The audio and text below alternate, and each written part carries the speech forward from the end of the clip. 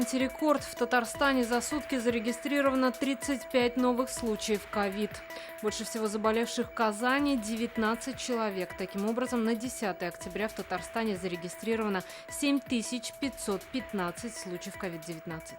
Усилить контроль за соблюдением мер безопасности. Такое поручение сегодня Рустам Минниханов дал всем мэрам, главам районов, полицейским и руководителям предприятий. Президент республики также поручил вести мониторинг коечного фонда. В Татарстане по программам жилищного строительства ввели в эксплуатацию 2 миллиона 137 тысяч квадратных метров жилья. Это 72% от плана. При этом в двух районах республики, Высокогорском и Тукаевском, введено уже 100% запланированного жилья.